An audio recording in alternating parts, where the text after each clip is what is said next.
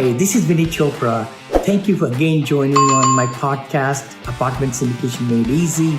As you know, I wrote that book, which is a top seller in Amazon. Internationally also got a lot of acclaim, reviews and all. And this podcast is about syndication, about commercial investing. I like to bring great guests for you and dig into their story, their successes, and find out some nuggets from them so that you could really enjoy them and learn from them and then implement them.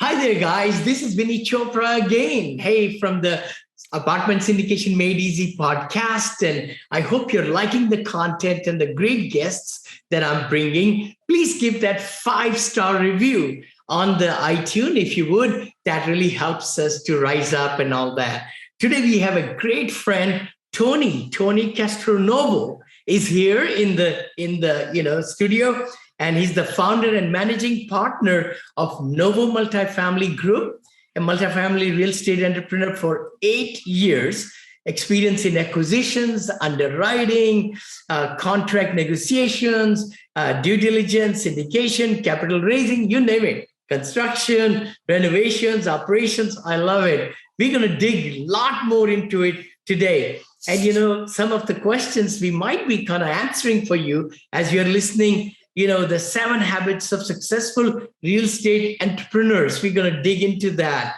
Tony's going to shed some light on how to prepare for your first syndication. Some of you are trying to get into that first syndication. So that'll be good, some tips, and then you brought your first apartment, now what to do, right? That's a big one. So let's see if we can hit a few of these, and the multifamily athlete tips for staying healthy in business and life. I think that'll be fabulous if we can cover those 4 things. Tony, give us a little bit background of you, bro. Yeah. Of course. And thanks, Vinney. I appreciate being on your show. Sure. So Tony Castronovo, I am based in Houston, Texas. Nice, warm, sunny, crispy Houston, Texas. Yep. I think we're pushing over 102 today. So, hold on. Yeah. I bought, just to let everybody know, 11 assets in the Houston area, by the way, Tony. And I sold them all because over the last 7 years, right? And my last one I sold last December, but I'm buying right now $165 million deal in Houston as we speak. Yeah, in the Med Center area. Well, you know that Houston is more than just hot weather-wise, right? Totally. It's a hot market. So I'm very happy to know the market very well. I invest in Houston.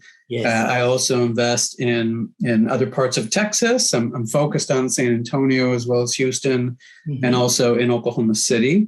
I'm starting to look at Tulsa as well as another market. Good.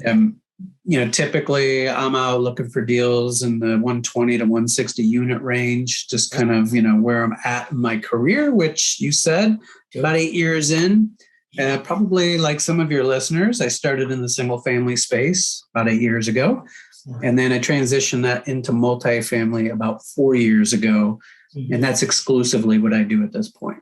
Marvelous. Love to kind of have you touch those 7 habits of successful real estate entrepreneurs. What would you say in your thinking, as you have done really well in the last 4 years in multifamily? I bet you live by certain rules, and some habits. So could you share those? Yeah. Yeah. And I think maybe habits isn't exactly the word, more characteristics, I would say. We can kind of go down into the discipline and the daily routines and all that good stuff. But, if I kind of look at sort of the anatomy of a multifamily real estate investor and things that I think are super important if this is going to be your career or, sort of your main way of investing, I think the first one is passion, right? I mean, that goes for anything in life. The more passionate we are about something, the more energy we're going to put into it, the more excitement we put into it. And whenever we're excited about something, we always feel better and do a great job with it, right? I think that's just foundational. Yeah. But yeah.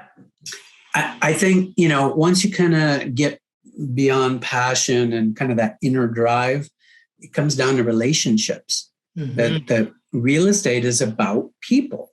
Yeah. It's not about assets. No. It's people, right? I mean, and it's people from your residents who live under the roofs that you are establishing and improving upon and so forth, but also your partnerships with people that you might be doing business with and getting into deals, your vendors, your contractors. There's just a myriad of relationships that are super important in this business. So true. So very true. I mean, without relationships and the network, like we say, right, we can't accomplish. It's not a solo sport. It's a team sport.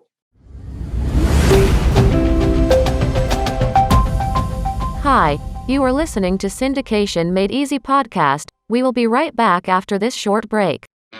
Hi, thank you so much. This is Vinney Chopra, and thank you for subscribing to my podcast and YouTube channel and Facebook pages and all the great things, and LinkedIn. Connect with me. I come live to you every Friday at 9:30 Pacific with Vinney and Bo show. Please also look at that. And also the podcast, which is my Apartment Syndication Made Easy. The book I wrote a couple of years back became international top seller on Amazon International now. And then we like to bring great guests for you every week or twice a week sometime to give you a lot of great knowledge. So please subscribe. You give us 5-star reviews on the iTunes. The better the guests we can bring, and our ranking will go higher also.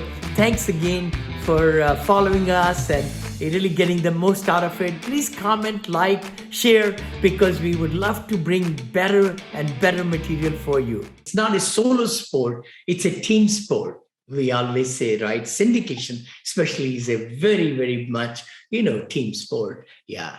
And the third one, what would you say the third habit or characteristic, Yeah, I think that third is probably analytics.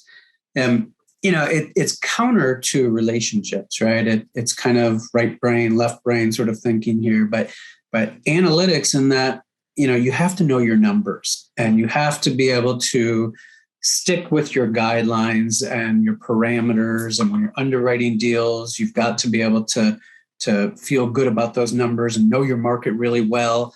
So being able to move quickly through numbers and your underwriting is very crucial in this business. Even if you aren't the guy necessarily or the gal who's doing the underwriting, you have to understand it. Right? So true what you're saying. I mean, $1 million right there, you're buying and being on the loan for several $1 million. You want to know the numbers back and front. And I always say that, never marry the building, never marry the area, but marry the numbers. You got to make sure the numbers are correct. That's right. Fall in love with the numbers. Fall in love with them. Backward, front. Make sure that we have conservative underwriting assumptions, we call big time, with the cap rate at exit and making sure the taxes are taken care of, insurance, because those are big numbers, in the underwriting and all. Wonderful. What will be the fourth one then? So I think this is for like the folks that are very passionate about asset management, as an example, or even capital raising. If you think about systems thinking, trying to take a process and make it repeatable, make it something that from deal to deal to deal, you can repeat and get more efficient. And, that's going to allow you to put more assets on your conveyor belt, if you will, and start churning those a lot faster, and not in a, flippant sort of way, but you can just feel confident that you have the technology and the process in place to be able to run projects and properties very efficiently.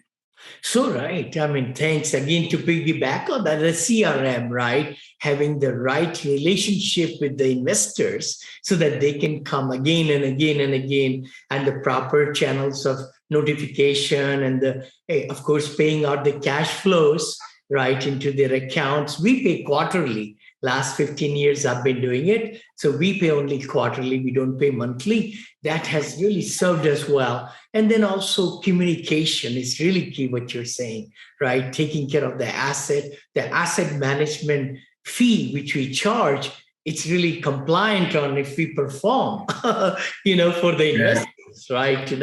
If we don't bring the results, to them, we have not charged asset management fee for that quarter or for the year, like that. Yeah. Yeah, fantastic.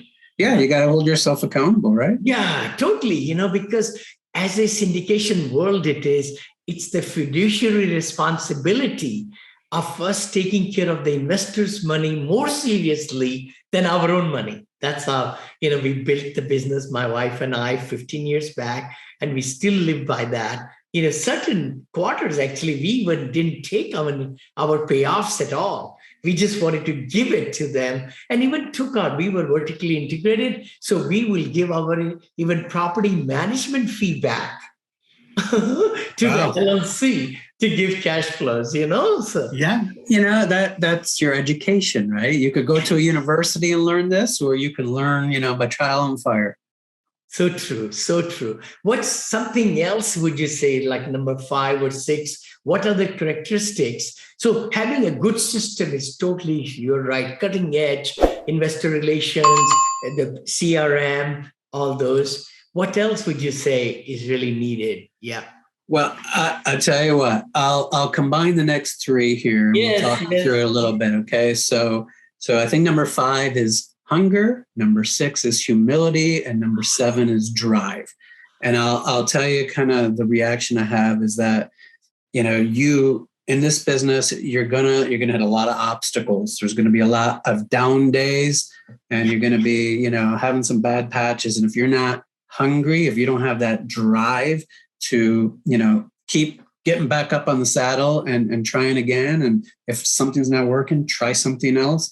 You're not going to last very long if you don't have that hunger and drive.